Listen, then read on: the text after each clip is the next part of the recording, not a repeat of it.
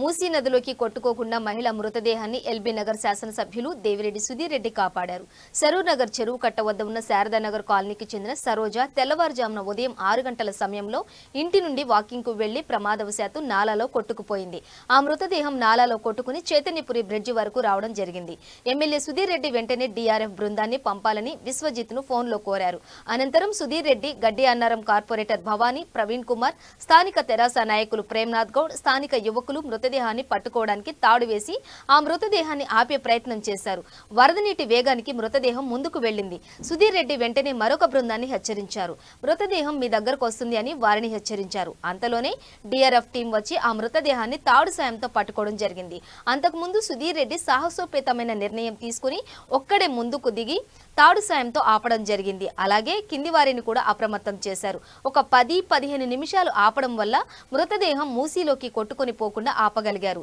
MLA Sudheer Reddy సంఘటనా స్థలానికి ముందుగా చేరుకుని అటు సిబ్బందిని ఇటు యువకులను అప్రమత్తం చేయడం వల్ల మృతదేహం మూసీ నదిలోకి కొట్టుకుని పోకుండా ఆపగలిగారని పలువురు ప్రశంసలు కురిపించారు.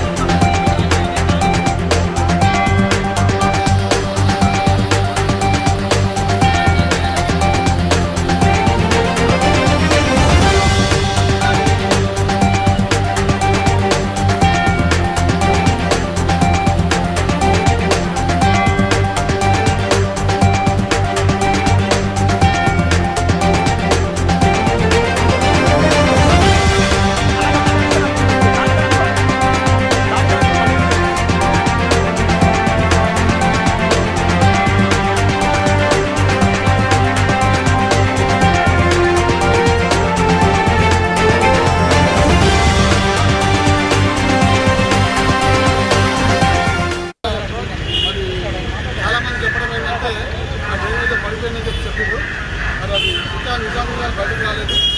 ఇప్పుడే అతి కష్టం మీద దాని బాడీని వెలికిస్తాము. నాగిరెడ్డి గారు వారి కుమారులందరూ కూడా పొద్దున్న వచ్చి ఇక్కడ బాడీ కూడా వెలికిస్తున్నాయా మార్చికి తరలించడం జరిగింది.